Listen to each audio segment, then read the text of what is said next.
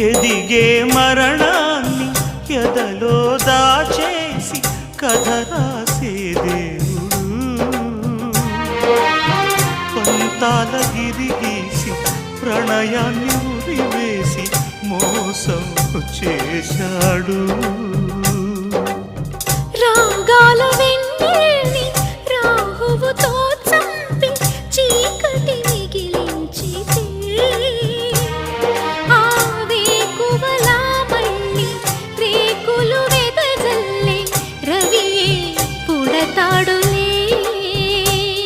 ఆ దీపంలో నీ రూపమే